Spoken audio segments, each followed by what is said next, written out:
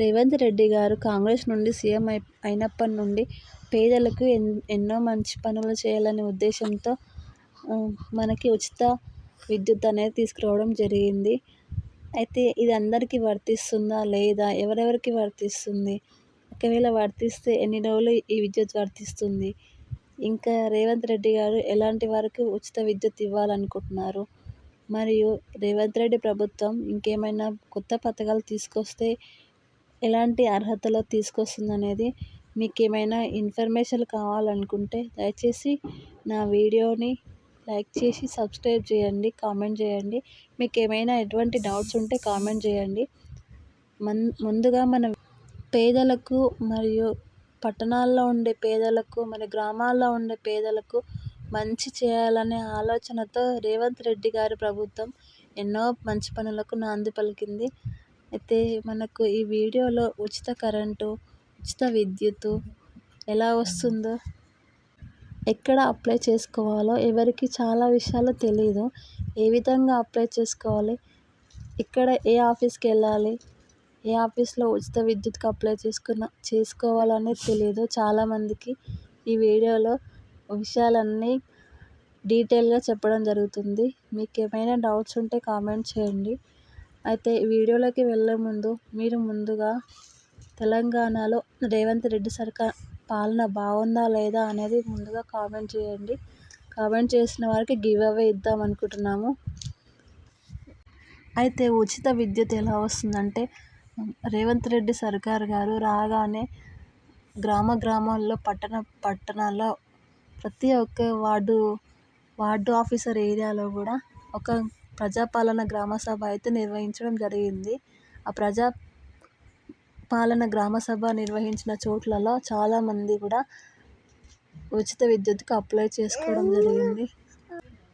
ఆ ప్రజాపాలనలో ఉచిత విద్యుత్తు అప్లై చేసుకున్న వారు ప్రజాపాలన మనకు చిన్న రిసిప్ట్ ఇవ్వడం జరిగింది. ఆ రిసిప్ట్లో మనకు తెలుస్తుంది మనము కనుక ప్రజాపాలనలో ఉచిత విద్యుత్ అప్లై చేసుకున్నామా లేదా అనే విషయం అందులో తెలుస్తుంది. మీకు దాని గురించి క్లియర్గా ఇప్పుడు వివరించబోతున్నాను. దానికి సంబంధించిన వీడియో అయితే ఇప్పుడు మీకు కనిపిస్తుంది. ఉచిత విద్యుత్ కరెంట్ ఎలా పొందాలనేది ఇప్పుడు మీకు తెలియజేస్తున్నాను. ముందుగా సబ్స్క్రైబ్ చేయండి నా వీడియోను, ఇంకెవరైతే సబ్స్క్రైబ్ చేయలేదో. ఫ్రీ కరెంట్ ఎలా రావాలనేది ఇప్పుడు చూద్దాం. మీకు నచ్చితే సబ్స్క్రైబ్ చేయండి. ఫ్రీ కరెంట్ గురించి ఇప్పుడు తెలుసుకుందాం ఎలా చేయాలో. ముందుగా ఉచిత విద్యుత్ అనేది 200 యూనిట్లు కాల్చే వారికి మాత్రం ఫ్రీ కరెంట్ లభిస్తుంది. 1 యూనిట్ ఎక్కువైనా కూడా ఫ్రీ కరెంట్ అనేది లభించదు, మనకు బిల్ అనేది ఇస్తారు. 200 యూనిట్లు ఉన్న వారికి మాత్రమే ఫ్రీ కరెంటు. 100 యూనిట్లు కూడా పల్లెల్లో 100 యూనిట్లు. దానికి కావాల్సిన సర్టిఫికేట్స్ రేషన్ కార్డు ఒకటి, కరెంటు మీటర్ నంబర్, మనకి కరెంటు మీటర్ ఉంటే దానిపైన నంబర్ ఉంటుంది. ఆధార్ కార్డు లింక్ ఉన్నది, అంటే లింక్ అంటే pan card, Aadhaar card, phone number link ఉంటాయి కదా అవి, ఆ లింక్ ఉన్నవి తీసుకోవాలి. దీనికి ముందు కావాల్సింది మనకి మెయిన్ ఏంటంటే 6 గ్యారెంటీలు. 6 గ్యారెంటీలు అనేది ప్రజాపాలన ఒక ప్రోగ్రాం పెట్టారు, గ్రామ సభల్లాగా నిర్వహించారు. ఆ ప్రజాపాలనకు సంబంధించిన 6 గ్యారెంటీల ప్రోగ్రాంలో గృహజ్యోతి అనే పథకం ఉంటుంది. గృహజ్యోతి టిక్ చేసిన వారికి మాత్రమే ఈ 6 గ్యారెంటీల్లో ఉచిత కరెంట్ అనేది వర్తిస్తుంది. దీనికి సంబంధించిన రిసిప్ట్ తీసుకెళ్ళి పంచాయతీ కార్యదర్శికి కానీ మున్సిపల్ ఆఫీసర్కి కానీ ఇవ్వాల్సి ఉంటుంది. తర్వాత అక్కడ నుండి ఎలక్ట్రికల్ డిపార్ట్మెంట్ వాళ్ళకి ఫార్వర్డ్ చేయాల్సి ఉంటుంది. తర్వాత అక్కడ ఫార్వర్డ్ చేసిన తర్వాత ఎంపీడీ ఆఫీస్ కానీ మున్సిపల్ ఆఫీస్ కానీ వాళ్ళకి ఇవ్వాల్సి ఉంటుంది.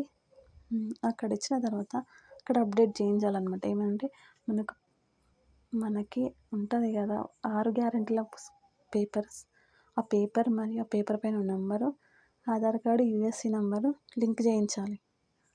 లింక్ చేయిస్తే యూఎస్సీ నెంబర్ లింక్ చేయిస్తేనే మనకి ఉచిత కరెంట్ అనేది మనకి వాడుకలో వస్తుంది. లేకపోతే ఉచిత కరెంట్ ఉండదు. కానీ 200 యూనిట్లు కాల్చిన వారికి మాత్రమే ఉచిత కరెంట్ అనేది ఉంటుంది. 200 యూనిట్ల కంటే 1 యూనిట్ ఎక్కువ కాల్చినా కూడా మనకి ఉచిత కరెంట్ అనేది రాదు.